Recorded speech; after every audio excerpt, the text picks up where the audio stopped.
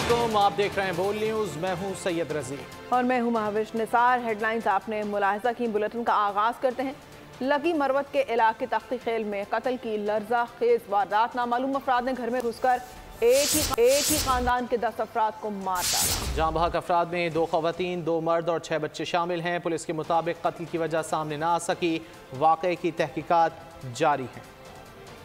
Lucky Marwat के इलाके तख्ती खेल में कत्ल की लर्जा खेज वारदात। नामालूम अफराद ने घर में घुसकर एक ही खानदान के 10 अफराद को मार डाला। जाँ बहक अफराद में 2 खवातीन, 2 मर्द और 6 बच्चे शामिल हैं। पर आपको अहम खबर दें, इंतखाबात करीब आते ही मोदी सरकार की सस्ती शोहरत के हथकंडों में इजाफा हो गया है। 5 फजाया के ऑपरेशन स्विफ्ट रिटार्ट को भोंडे तरीके से मोदी की कामयाबी करार दिया गया है। इस बारे में तफसीलात जानते हैं। नुमाइंदा खुसूसी सलमान अमान हमारे साथ हैं, बताएगा सलमान।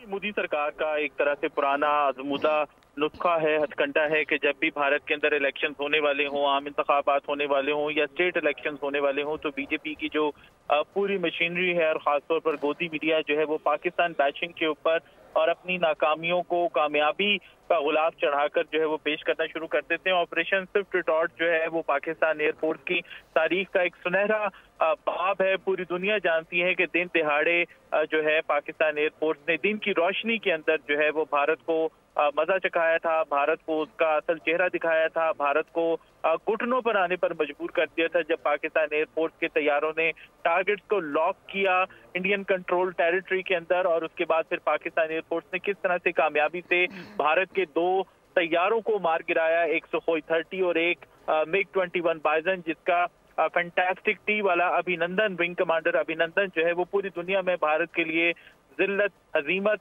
और रुसवाई का बाइस बना। और उसके बाद पाकिस्तान ने फिर अमन पसंद मुल्क होते हुए, अमन पसंद मुल्क होने का सबूत देते हुए विंग कमांडर अभिनंदन को भारत के हवाले किया। लेकिन इस तरह से हम देखते हैं कि मोदी सरकार इस वाक़े को भी अपने एक वॉर हिस्टेरिया के अंदर के तौर के ऊपर पेश करती है, अपनी कामयाबी के तौर पर पेश करती है। और अजय बिसारिया की हम बात करेंगे, जो कि साबिक भारतीय हाई कमिश्नर है, उसने इंतहाई भोंडे तरीके से, भोंडे अंदाज के अंदर मोदी सरकार की जुबान बोलते हुए ऑपरेशन स्विफ्ट रिटार्ट भी कामयाबी को, पाकिस्तान की कामयाबी को नाकामी में बदलते हुए मोदी सरकार का क्रेडिट करार देने की कोशिश की। और बड़ी हैरानकुन बात है कि ये मोदी सरकार का एक प्रोपेगेंडा टूल के तौर के ऊपर सामने आया। साथ ही रहिएगा। सलमान हमें ज्वाइन किया है ब्रिगेडियर रिटायर्ड राशिद वली साहब ने। बहुत शुक्रिया ब्रिगेडियर साहब। आपके वक्त का क्या समझते हैं आप? जैसे ही भारत में इंतखाबात का वक्त करीब आया, मोदी सरकार ने हमेशा की तरह, बल्कि भारत का रवैया मिजाज हमेशा से ये रहा है कि पाकिस्तान के खिलाफ प्रोपेगेट किया जाए ताकि ज्यादा से ज्यादा अपना वोट बैंक बढ़ाया जा सके। ये तो एक भारत का वतीरा रहा है कि जब भी कोई इलेक्शन आता है तो वो ये इस किस्म की डुगडुगी बजाना शुरू कर देते हैं और ड्रम बीटिंग शुरू कर देते हैं। फार राइट वोटर है उसको उन्होंने खींचना होता है। और अनफॉर्चुनेटली वो एक ऐसे इंसिडेंट को अभी बुनियाद बना के ये झूठ बोल रहे हैं जिस पे वो खुद काफी शर्मिंदा थे और उनको काफी हजीमत का सामना करना पड़ा। एक हेलीकॉप्टर उनका MI-17 डिस्ट्रॉय हुआ और उनका जो मिग 21 है वो पाकिस्तान की सरजमीन में उसको मार गिराया गया और उसके पायलट को पकड़ लिया गया और इंसानी हमदर्दी की बुनियाद पे उसको छोड़ा गया, अच्छी ट्रीटमेंट दे के और चाय की प्याली पिला के। तो वो पूरी दुनिया ने वो मनाजर देखे थे। पायलट की अपनी स्टेटमेंट्स ऑन रिकॉर्ड है और उस वक्त तो ये खामोश थे और कोई उससे बात माननी पड़ रही थी। अब उसी इंसिडेंट को उठा के प्रोपेगेंडा करना, तो मेरा ख्याल है ये ढिठाई की इंतहा है जी। और वो जो एक माचो इमेज है, वो एक झूठा एक इमेज क्रिएट करना चाहते हैं अपने वोटर के सामने, उसको इम्प्रेस करने के लिए। तो वो उस हद तक तो बात समझ में आती है, मगर ये एक रिस्पॉन्सिबल जो मुल्क होता है, जो कमिटी ऑफ नेशंस में G20 और उसके बाद UN की सिक्योरिटी काउंसिल में सीट का ख़्वाह है, ये उसका रवैया नहीं है। तो ये बहुत इमेच्योर और नामुनासिब रवैया है और उसको बहुत से हमारे जो अभी लोग हैं जिन्होंने लिखा है उस इंसिडेंट पे, पुलवामा और बालाकोट, तो वो तो सारा डॉक्यूमेंटेड है कि किस तरीके से भारत को अज़ाइम उनके नाकाम हुए, उनका जहाज मार गिराया गया, पायलट कैप्चर हुआ। तो ये तारीख का हिस्सा बन चुका है, तारीख को तो रद्द नहीं किया जा सकता। जी बिल्कुल। भारतीय अवाम के बारे में क्या कहिएगा ब्रिगेडियर साहब के वो हमेशा इंतखाबात में इसी किस्म के हथकंडों का शिकार हो जाते हैं, सनसनी फैलाने वाले लीडर्स को वो तरजीह देते हैं और उन्हीं को वोट दे देते हैं, और हमेशा से भारत में जैसे आपने कहा कि डुगडुगी बजानी शुरू कर दी है, ये मदारी लगी रहती है। जी बिल्कुल, वो अनफॉर्चुनेट फैक्ट है जी। ये जो पॉपुलिज्म है ये इसी पे थ्राइव करता है, सनसनी फैलाई जाए और बातें जो की जाएं जिनका हकीकत से कोई ताल्लुक ना हो, बड़े बड़े प्रॉमिसेस किए जाएं और इलेक्शन कैंपेन में मैनिफेस्टो ऐसा दिखाया जाए कि हम मुल्क को जन्नत बना देंगे। दर हकीकत जो फैक्ट्स होते हैं वो उससे मुतसादिम होते हैं। ये अनफॉर्चुनेट फैक्ट है। भारत भी एक थर्ड वर्ल्ड कंट्रीज की तरह उसका शिकार है और लोगों में शऊर बेदार होने की जरूरत है। I am sure opposition parties उनकी कोशिश कर रही होंगी कि इसका जो सहर है और इसका झूठ है उसका तोड़ किया जाए। साथ ही रहिएगा। राशिद वली साहब, हमें ब्रिगेडियर रिटायर्ड मसूद खान साहब ने ज्वाइन किया है।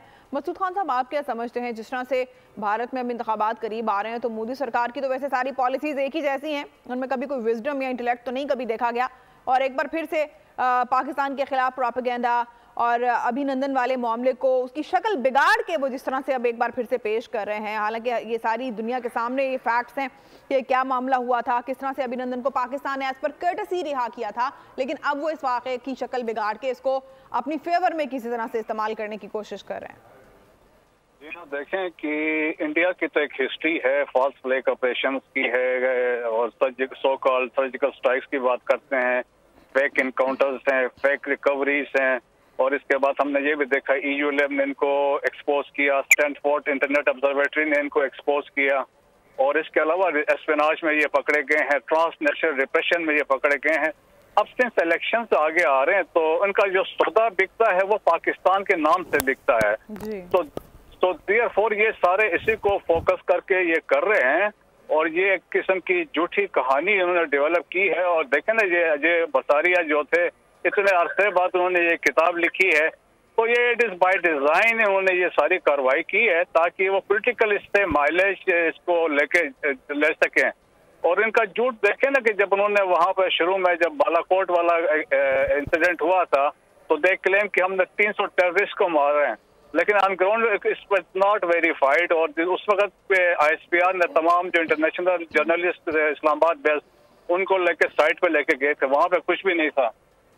तो इस तरह की ये झूठी हैं। अभी इलेक्शंस आ रहे हैं, राम मंदिर वो जो सो कॉल जो उन्होंने वहां पे बनाया बाबरी मस्जिद पे, तो उनकी इनॉग्रेशन भी होनी है ऑन 22 ऑफ दिस मंथ, और फिर आगे से इनका रिपब्लिक डे भी आ रहा है, फिर आगे मई में इलेक्शन से। तो सारे ये सिलसिले के एक समझ लें कि पोलिटिकल माइलेज हासिल करने के लिए और हिंदू नेशनलिस्ट सेंटिमेंट्स क्रिएट करने की कोशिश की जा रही है। बहुत शुक्रिया ब्रिगेडियर रिटायर्ड मसूद खान साहब और ब्रिगेडियर रिटायर्ड राशिद वली साहब वो न्यूज़ से गुफ्तगू कर रहे थे। कुछ दीगर खबरें। बल्ला बहाली की फैसला कुन जंग पेशावर हाई कोर्ट में जारी है। जस्टिस एजाज अनवर और जस्टिस सैयद अरशद अली केस की समाअत कर रहे हैं। जस्टिस सैयद अरशद अली ने इस्तफसार किया, क्या सियासी जमात बगैर इंतखाबी निशान के इलेक्शन लड़ सकती है? एक मरतबा शेड्यूल जारी हो फिर कैसे इंतखाबी निशान का फैसला हो सकता है? जस्टिस एजाज अनवर ने रिमार्क्स दिए। पेशावर में PTI के इंट्रा पार्टी इंतखाबात हुए तो पेशावर हाई कोर्ट को पटिशन सुनने का इख्तियार कैसे नहीं है? बल्ला बहाली की फैसला कुन जंग पेशावर हाई कोर्ट में जारी है। जस्टिस एजाज अनवर और जस्टिस सैयद अरशद अली केस की समाअत कर रहे हैं। जस्टिस सैयद अरशद अली ने इस्तफसार किया, क्या सियासी जमात बगैर इंतखाबी निशान के इलेक्शन लड़ सकती है? एक मरतबा शेड्यूल जारी हो फिर कैसे इंतखाबी निशान का फैसला हो सकता है? जस्टिस एजाज अनवर ने रिमार्क्स दिए। पेशावर में PTI के इंट्रा पार्टी इंतखाबात हुए तो पेशावर हाई कोर्ट को पटिशन सुनने का इख्तियार कैसे नहीं है? मज़ीद तफसीलात जान लेते हैं। बोल न्यूज़ के नुमाइंदे मोहम्मद नोमान से। नुमान, क्या सूरत हाल है, क्या कहना है जज साहिबान का? जी बिल्कुल, ये कल से PTI intra party election case की समाअत का सिलसिला जारी है। गुज़िश्ता रोज 5 घंटे तक समाअत जारी रही, जिसमें PTI और इलेक्शन कमीशन के वकला ने अपने दलाइल दिए थे। PTI का ये मौक़िफ़ था कि इलेक्शन कमीशन ने गैर कानूनी और गैर आईनी तरीके से उनके इंट्रा पार्टी इलेक्शन को कलअदम करार दिया है और उनसे इंतखाबी निशान रोक कर रखा हुआ है, जो कि एक गैर कानूनी इकदाम है। जबकि इलेक्शन कमीशन के वकील ने भी अपने दलाइल में ये कहा कि उन्होंने जो पीटीआई का आईन है और उसका जो इलेक्शन एक्ट है उसकी उस पर जायजा लेकर ये जो कंप्लेनेंट थे जिन्होंने ये एतराज उठाया था कि इंट्रा पार्टी इलेक्शन दुरुस्त नहीं हुए, हाईकोर्ट में समाअत जारी है। बहुत शुक्रिया मोहम्मद नुमान, आपने आगाह किया। बल्ले के निशान के लिए कानूनी जंग में अहम मोड़ आ गया है। तहरीक इंसाफ ने सुप्रीम कोर्ट से दरख्वास्त वापस ले ली है। अदालत ने दरख्वास्त वापस लेने की बुनियाद पर खारिज कर दी। मीडिया से गुफ्तगू में बैरिस्टर अली गौहर बोले, इंतखाबी निशान का केस पेशावर हाई कोर्ट में भी चल रहा है, इसलिए सुप्रीम कोर्ट में दरख्वास्त गैर मौसर हो चुकी है। उम्मीद है पेशावर हाई कोर्ट का फैसला हमारे हक में होगा। हमने पिटीशन फाइल कर दी थी सुप्रीम कोर्ट में, वो इन्फ्रक्चुअस हो गई थी क्योंकि कोई भी ऑर्डर जो इंटर्म हो उसके ख़िलाफ़ आप सुप्रीम कोर्ट में रिलीफ मांगे और सुप्रीम कोर्ट आपको रिलीफ दे भी दे तो वो उस वक्त तक चलता है जब तक मेन केस का फ़ैसला नहीं होता। चूँकि मेन केस का फ़ैसला आज किसी भी वक्त मुतवक्के है और जल्दी मुतवक्के है, इसलिए हमने आज जो सुप्रीम कोर्ट में पिटीशन थी वो हमने विड्रॉ कर ली है। तो अभी जो फैसला आएगा इंशाअल्लाह ताला वो पेशावर हाई कोर्ट का होगा और हम उम्मीद करते हैं इंशाअल्लाह फैसला हक और इंसाफ पे मबनी होगा। और चंद वकला ने पीटीआई पर कब्जा किया हुआ है, ये इलेक्शन कमीशन को एक डाकखाना समझ रहे हैं। अकबर एस बावर की गुफ्तगू, कहा अदालतों को इलेक्शन कमीशन के मामलात में मदाखलत नहीं करनी चाहिए। जिसने पाकिस्तान तहरीक इंसाफ पे कब्जा किया हुआ है, ये चंद वकला का ग्रुप जिन्होंने टिकटें बांटनी शुरू कर दी हैं। ये जो वोट बैंक है इसको कोई एक ग्रुप आके कब्जा करके अपने लिए कैश कराने के चक्कर में है। अगर इलेक्शन कमीशन ऑफ पाकिस्तान महज एक डाक खाना है तो फिर हमारे टैक्सों के करोड़ों रुपए उस इदारे पे क्यों खर्च किए जाते हैं। हमारी अदालतों को ये बात सामने रखनी चाहिए कि जिस अंदाज में वो इलेक्शन कमीशन के इख्तियारात में मुदाखलत कर रहे हैं। बुलेटिन में अभी वक्त हुआ है ब्रेक का, हमारे साथ रहिए। इलेक्शन कमीशन ने 145 सियासी जमातों और 177 उम्मीदवारों को इंतखाबी निशान अलॉट कर दिए। इलेक्शन कमीशन ऑफ पाकिस्तान ने सियासी जमातों के इंतखाबी निशानात की तफसील आरओस को भिजवा दी हैं। पाकिस्तान तहरीक इंसाफ का इंतखाबी निशान रिटर्निंग अफसरान को नहीं भिजवाया गया।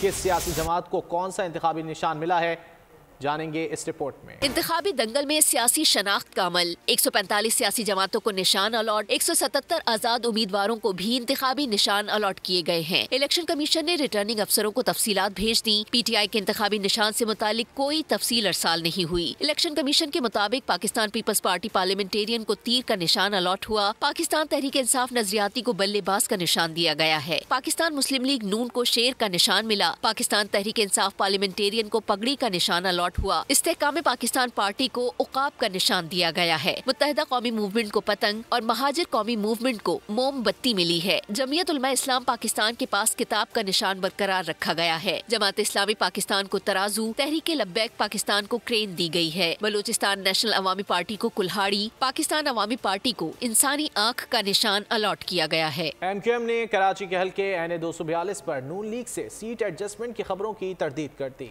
कन्वीनर खालिद मकबूल सिद्दीकी कहते हैं NA 242 में सीट एडजस्टमेंट के हवाले से चलने वाली खबरों में कोई सदाकत नहीं है। हल्के से senior deputy convener Syed Mustafa कमाल MQM पाकिस्तान के उम्मीदवार हैं। नून लीग 15 जनवरी से इंतखाबी मुहिम का आगाज करेगी। शहबाज शरीफ और मरियम नवाज 15 जनवरी से जलसे जुलूसों से खिताब करेंगे। राना सनाउल्लाह की जानिब से ऐलान कर दिया गया। एक इंटरव्यू में बोले, नवाज शरीफ 17 जनवरी से इलेक्शन कैंपेन शुरू करेंगे। मुल्क भर में 60 के करीब जलसे और प्रोग्राम मुनक्किद किए जाएंगे। हमजा शहबाज लाहौर का महाज देखेंगे। सीनियर लीगी रहनुमा मजीद बोले, नून लीग की IPP से सीट एडजस्टमेंट हो चुकी है। काफ लीग से गुजरात और बहावलपुर में नशिस्तों पर सेटलमेंट हो चुकी है। उम्मीदवारों के नामों का ऐलान आज होने का इम्कान है। वो डिस्ट्रिक्ट वाइज जो है वो जलसों से खिताब करेगी पूरे पाकिस्तान में और उसका शेड्यूल भी तैयार हो चुका है। मियां नवाज शरीफ साहब जो है वो 17 जनवरी से जो है वो अपने जलसों का जो है वो आगाज़ करेंगे। मैडम मरियम नवाज साहबा का जो है वो प्रोग्राम तरतीब पा चुका है। मियां शहबाज शरीफ साहब का प्रोग्राम जो है वो तरतीब पा चुका है।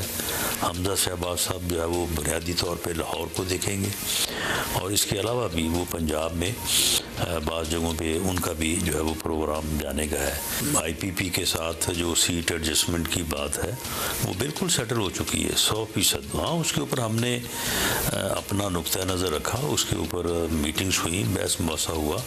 हाँ, लेकिन बिल आखिर जो चीज़ें दोनों तरफ से जो है वो जायज़ करार पाई तो उनके ऊपर जो है वो बिल्कुल सेटलमेंट हो गई है और उसके मुताबिक वो मामला जो है वो अब ख़त्म हो गया। इसी तरह से क्योली के साथ भी हमारा वादा था तो उनके साथ भी हमने जो है वो 2 अजला में गुजरात में और बहावलपुर में जो है वो सीट एडजस्टमेंट की है। बानी PTI लाहौर के इंतखाबी दंगल से आउट हो गए। लाहौर हाई कोर्ट के इलेक्शन ट्राइब्यूनल ने महफूज फैसला सुना दिया। NA 122 में कागजात नामजदगी की बानी PTI की अपील मुस्तरद कर दी। ट्राइब्यूनल ने डॉक्टर यास्मीन राशिद की अपील मंजूर कर ली। नवाज शरीफ के खिलाफ इलेक्शन लड़ने की इजाज़त दे दी। RO का फैसला कलअदम करार दे दिया। NA मोनिस इलाही की खाला सुमेरा इलाही और रेहाना के कागजात नामजदगी मंजूर। जस्टिस अहमद नदीम अरशद ने फैसला सुनाया।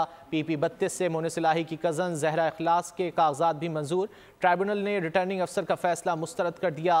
PP 169 से मियां महमूदुर रशीद के कागजात भी मंजूर कर लिए गए। ख्वाजा सरा नायाब अली इलेक्शन कमीशन के सामने अहल करार। इस्लामाबाद हाई कोर्ट ने नायाब अली के खिलाफ दरख्वास्त मुस्तरद कर दी। रिटर्निंग ऑफिसर का कागजात नामजदगी मंजूर करने का फैसला बरकरार रखा गया।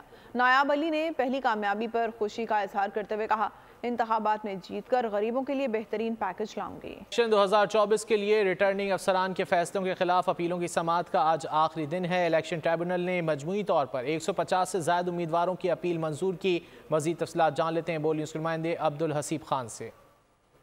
जी बिल्कुल, रिटर्निंग अफसरान के खिलाफ इलेक्शन ट्रिब्यूनल से का जो मरहला था वो भी आज मुकम्मल हो गया है। सिंध हाई कोर्ट में 3 इलेक्शन ट्रिब्यूनल ने जो है वो काम किया और इन 6 रोज़ के दौरान मजमूई तौर पर 266 अपीलों की जो है वो समाअत की, जिसमें से अगर सिर्फ आज की ही बात की जाए तो आज 2 ट्रिब्यूनल्स के रूबरू 8 अपीलों की जो है वो समाअत हुई, जिसमें से 2 अपीलों पर उम्मीदवारों को इलेक्शन लड़ने की इजाज़त दी गई। जबकि अगर बात की जाए PS 61 हैदराबाद से पीपल्स पार्टी के उम्मीदवार शर्जील इनाम मेमन के कागजात नामजदगी की मंजूरी के खिलाफ जो है वो दरख्वास्तें आई थीं। आज दौरान समाज जो है वो अपील जो करंदा थे उन्होंने अपनी अपील वापस ली और इसी बुनियाद पर ये जो है अपील जो है वो अदालत ने ट्रिब्यूनल ने जो है ये अपील निपटा दी है। और जो एतराज़ था वो एतराज़ जो है वो यही था कि जो कागजात नामजदगी में जो चीज़ें लिखी गई हैं वो दुरुस्त नहीं है। रावलपिंडी के NA 57 में भी इंतखाबी सरगर्मियों का आगाज़ हो गया है। शहरियों का कहना है कि पिछली हुकूमतों ने हमारे मसाइल हल नहीं किए। हल्के में सड़कें टूट फूट का शिकार हैं। इस बारे में हमें आगाह करेंगे फहद चौधरी।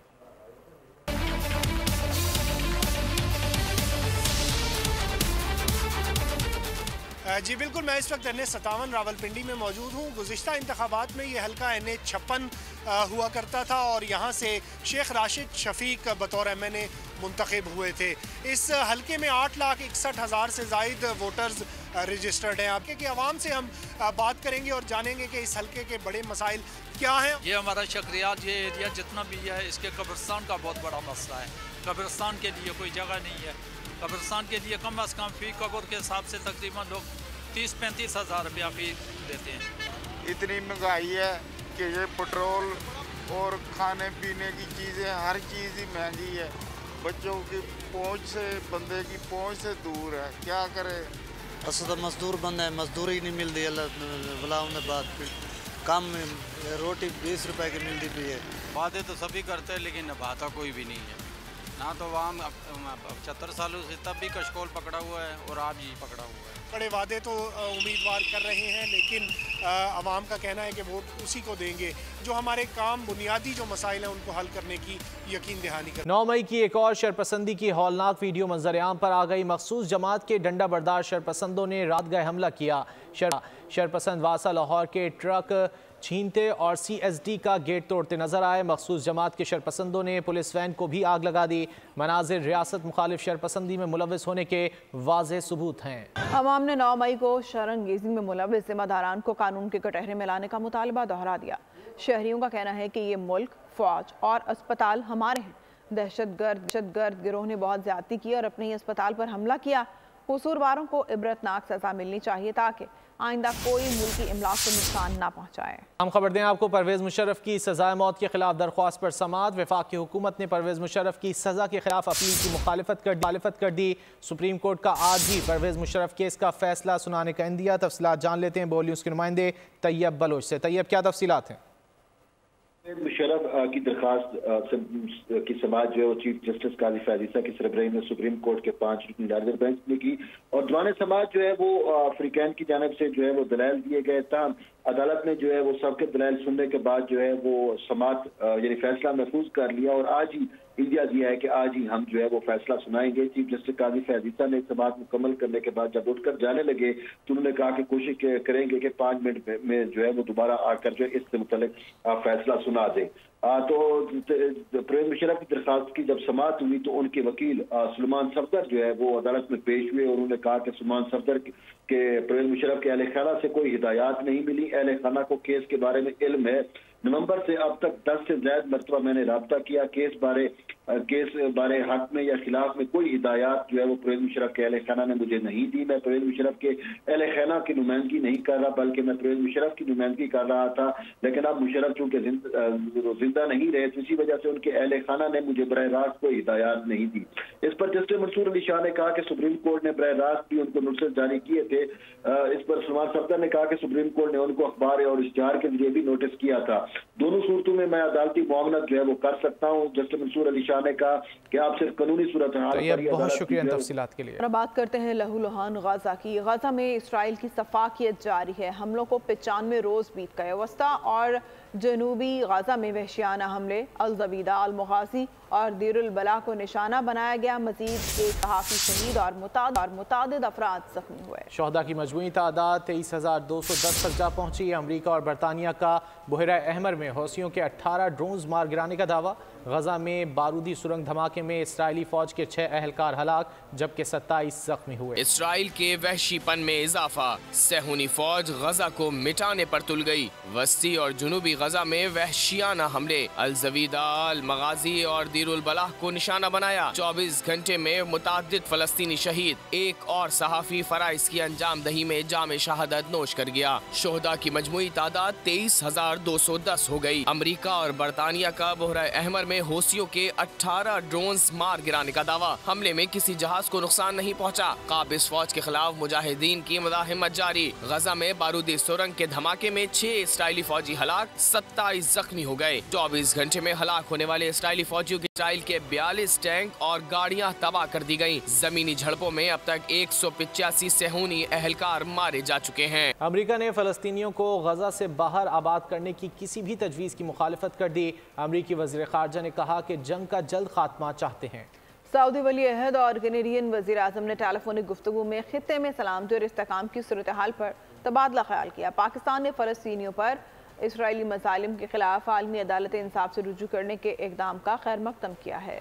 इसराइल जंग बंदी के लिए सिफारती कोशिशें। अमरीका ने फलस्तीनियों को गजा से बाहर आबाद करने की किसी भी तजवीज़ की मुखालफत कर दी। दौरा मशरिक़ वस्ता के बाद अमरीकी वज़ीर ख़ारजा ने कहा कि गजा जंग का जल्द खात्मा चाहते हैं। ताहम इसराइली मकसद हासिल होना भी अहम है। इसराइली वज़ीर आज़म से गजा में शहरियों का जानी नुकसान कम करने और फलस्तीनी रियासत के क़याम की ज़रूरत पर जोर दिया है। कैनेडियन वज़ीर आज़म ने सऊदी वली अहद से टेलीफोनिक राब्ता किया। सिक्योरिटी और 2 तरफ़ा ताल्लुकात समेत मुख्तलिफ शोबों में ताउन के फरोग पर तबादला ख्याल, खित्ते में सलामती और इस्तेहकाम की कोशिशों का जायजा लिया। पाकिस्तान ने फलस्तीनियों पर इसराइली मजालिम के खिलाफ आलमी अदालत इंसाफ से रुजू करने के इकदाम का खैर मकदम कर दिया। जनरल असेंबली से खिताब में कायम मुकाम मुस्तकिल मंदूब उस्मान जुदून का कहना था कि मकबूजा फलस्तीनी इलाकों से मुतालिक कानूनी मौकिफ का इंतजार है। IMF एग्जीक्यूटिव बोर्ड का इजलास कल वाशिंगटन में होगा। IMF board stand by arrangement के तहत कर्ज की मंजूरी देगा। मंजूरी के बाद पाकिस्तान को 70 करोड़ डॉलर की दूसरी किस्त मिलेगी। IMF और पाकिस्तान में स्टाफ लेवल मुआहदा 15 नवंबर को हुआ था। IMF जायजा मिशन तीसरे जायजे के लिए फरवरी में पाकिस्तान आएगा। बैरून मुल्क मुकीम पाकिस्तानियों का मुल्की माशी पॉलिसियों पर एतमाद, तरसीलात ज़र नवंबर के मुकाबले में 5.4% बढ़ गई। दिसंबर 2023 में ओवरसीज पाकिस्तानियों ने 2.4 अरब डॉलर्स वतन भेजे। स्टेट बैंक के आदाद शुमार के मुताबिक दिसंबर 2022 के मुकाबले में 13.4% इजाफा हुआ। रवा माली साल 6 माह में मजमूई तरसीलात ज़र 13.4 अरब डॉलर मौसूल हुई। सबसे ज़्यादा 577.6 मिलियन डॉलर सऊदी अरब से आए। वज़ारत IT और टेलीकम्युनिकेशन में पाकिस्तान स्टार्टअप फंड्स का इजरा। इफ्तिताही तकरीब में मुल्की और गैर मुल्की वेंचर्स और स्टार्टअप्स ने शिरकत की। वफाकी वज़ीर बराए IT के मुताबिक स्टार्टअप फंड का मकसद मुल्क में बराह रास्त गैर मुल्की सरमाया के माहौल को साजगार बनाना है। फंड गैर मुल्की सरमायाकारों को तहफ़्फ़ुज़ फराहम करने के लिए जारी किया गया है। और अब जिक्र मौसम का। रवा साल सर्दियों का दौरानिया तवील होगा। महकमा मौसमियात ने पेशगोई कर दी। बालाई इलाकों में और पहाड़ों और वादियों पर सफ़ेदी छुप गई है। शुमाली बलूचिस्तान में सर्दी की शिद्दत में इजाफा हो गया है। दर्जा हरारत नुक्ता इंजमात से गिर गया। पंजाब, खैबर पख्तूनख्वा और बालाई सिंध में भी सर्दी बढ़ गई है। मैदानी इलाकों में मौसम शदीद सर्द, पहाड़ों पर ठंडी हवाएं फरफर। शहरी तैयारी कर लें, रवा साल सर्दियों का दौरानिया तवील होगा। महकमा मौसमियात ने पेशगोई कर दी। शुमाली बलूचिस्तान में बारिश और बर्फबारी से सर्दी की शिद्दत में इजाफा। दर्जा हरारत नुक्ता इंजमात से गिर गया। कोयटा मनफी थी। पर आपको अहम खबर दें, परवेज मुशर्रफ की सजाए मौत के खिलाफ अपील खारिज। परवेज मुशर्रफ की संगीन गद्दारी केस में सजाए मौत का फैसला बरकरार है। चीफ जस्टिस पाकिस्तान की सरबराही में 4 रुकनी लार्जर बेंच ने समाअत की है। परवेज मुशर्रफ की सजाए मौत के खिलाफ अपील खारिज कर दी गई है। तफसीलात जान लेते हैं बोलिए नुमाइंदे तैयब बलोच से। तैयब, क्या तफसीलात? सुप्रीम कोर्ट ऑफ पाकिस्तान ने जो है वो परवेज मुशर्रफ की अपील पर फैसला जो है वो सुना दिया। सुप्रीम कोर्ट ऑफ पाकिस्तान ने साबिक आमिर परवेज मुशर्रफ की सजा जो है वो बहाल कर दी और इस सवाल से अपील जो है वो खारिज कर दी। वफाकी हुकूमत की जानिब से वाज़ेह तौर के ऊपर सुप्रीम कोर्ट में यह मौक़िफ़ इख्तियार किया गया कि हम परवेज मुशर्रफ की अपील की जो है वो मुखालफत करते हैं। इस सवाल से additional attorney general Aamir Rahman ने अदालत को बताया कि हमें वफाकी हुकूमत जो है वो परवेज मुशर्रफ की सजा के खिलाफ जो अपील है उसकी सरियन जो है वो मुखालफत करती है। इसके साथ साथ परवेज मुशर्रफ के जो वकील थे सुलेमान सफदर, उससे जब अदालत ने इस्तफसार किया तो सुलेमान सफदर का ये कहना था मुझे बराह रास्त परवेज मुशर्रफ की जानिब से हायर किया गया था, जबकि उसकी फैमिली ने जो है वो मुझे किसी किस्म की कोई हिदायत नहीं दी। तो यूं परवेज मुशर्रफ की फैमिली की जानिब से भी परवेज मुशर्रफ की जो अपील थी उसकी पैरवी नहीं की गई। तो इसी बुनियाद के ऊपर फिर सुप्रीम कोर्ट ने परवेज मुशर्रफ की सजा का खुसूसी अदालत का फैसला जो है वो बरकरार रखते हुए उसकी अपील जो है वो खारिज कर दी। जी तैयब बलोच हमें आगाह कर रहे थे। परवेज मुशर्रफ की सजाए मौत के खिलाफ अपील खारिज कर दी गई है। परवेज मुशर्रफ की संगीन गद्दारी केस में सजाए मौत का फैसला बरकरार रखा गया है। तफसीलात जान लेते हैं जुल्करनैन इकबाल से। जुल्करनैन, आपके पास क्या तफसीलात? पोस्ट किया था जो अब सुना दिया गया और अदालती फैसले में सुप्रीम कोर्ट का ये कहना है कि साबिक सदर परवेज मुशर्रफ को दिसंबर 2019 में सजा हुई थी जिसके खिलाफ उन्होंने अपील दायर की थी। अपील पर एतराज़ात आयद किए गए थे रजिस्ट्रार की तरफ से क्योंकि उन्होंने सरेंडर नहीं किया था खुद को और उनके वकील के मुताबिक वो बीमार थे इसलिए पाकिस्तान आ नहीं सकते थे। तमाम जब उनका इंतकाल हो गया 2022 में, उसके बाद उनके वरसा को सुप्रीम कोर्ट ने अपील की पैरवी के लिए मुतअद्दिद नोटिस जारी किए। तमाम दस्तयाब एड्रेस पर उनसे रब्ते की कोशिश की गई। वो वकील सलमान सफदर ने भी रब्ते की कोशिश की। अखबारों में इश्तिहार भी दिया गया कि वो अगर चाहें तो पैरवी कर सके, लेकिन उनकी जानिब से कोई जवाब नहीं आया।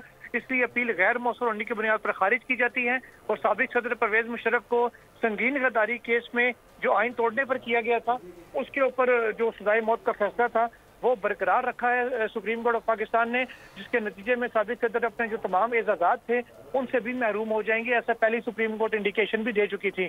इसके साथ ही साथ अदालत ने लाहौर हाई कोर्ट का वो फैसला जिसमें जुल्करनैन इकबाल और तैयब बलोच हमें आगाह कर रहे थे। आप दोनों का बहुत शुक्रिया। गिलगित बल्तिस्तान में खुश्क सर्दी बढ़ गई है। गिलगित बल्तिस्तान के मौसम का अहवाल जानते हैं बोल न्यूज़ के नुमाइंदे नदीम खान से। बताएगा नदीम। खुश्क सर्दी की लपेट में और सर्दी की शिद्दत जो है काफ़ी हद तक गिलगित बल्तिस्तान के बालाई इलाकों समेत मैदानी इलाकों में बढ़ चुकी है। और इसके साथ साथ आपको बता दें कि खुश्क सर्दी की वजह से गिलगित बल्तिस्तान में मुख्तलिफ किस्म की जो बीमारियाँ हैं, खुसूसन नज़ला ज़ुकाम की बीमारियाँ, उसमें काफ़ी हद तक इजाफा हो चुका है। इसके साथ साथ आपको ये बता दें कि शदीद और खुश्क सर्दी की वजह से तमाम नदी नाले और झीलें जो हैं वो मुंजमद हो चुकी हैं और महकमा मौसमियात के मुताबिक गिलगित बल्तिस्तान के बालाई इलाकों समेत मैदानी इलाकों में आइंदा 3 रोज़ तक जो है मौसम खुश्क और साफ रहेगा, जबकि अगले हफ्ते से बारिशों की पेशगोई की गई है और बताया जा रहा है कि पहाड़ों पे जो है बर्फबारी का भी इम्कान है। खबर खेल की दुनिया से। ICC टेस्ट रैंकिंग जारी कर दी गई। बाबर आजम खराब फॉर्म के बायस 2 दर्जे तनज़्ज़ुली 8वीं पोजीशन पर आ गए। साबिक भारतीय कप्तान विराट कोहली 3 दर्जे तरक्की पाकर 6ठे नंबर पर। न्यूजीलैंड के कप्तान केन विलियमसन की 864 पॉइंट्स के साथ पहली पोजीशन। इंग्लैंड के जो रूट 859 पॉइंट्स के हमरा दूसरे नंबर पर हैं। खूबसूरत लहजे के शायर नसीर तुराबी को हमसे बिछड़े 3 बरस बीत गए। पाकिस्तान के 2 लख्त होने के बाद वो हम सफ़र था मगर उससे कोई हम नवाई न थी जैसी इंतहाई मकबूल होने वाली गज़ल कही। नसीर तुराबी अदबी खिदमात के साथ साथ उर्दू अदब के कई नुमाया इदारों में कलीदी ओहदों पर फाइज रहे। मौज मस्ती का फुल मूड ऑन। ज़ारा नूर अब्बास की अपनी दोस्त के हमरा जमकर परफॉर्मेंस, ऐसे स्टेप लिए कि देखने वाले सहरज़दा हो गए। वीडियो सोशल मीडिया पर वायरल हो। न्यूज़ स्टूडियो से फिल वक्त इतना ही। कुछ ही देर में हाजिर होंगे हेडलाइंस के साथ। किसी भी खबर की तफसीलात के लिए विजिट कीजिए bolnews.com और देखते रहिए बोल।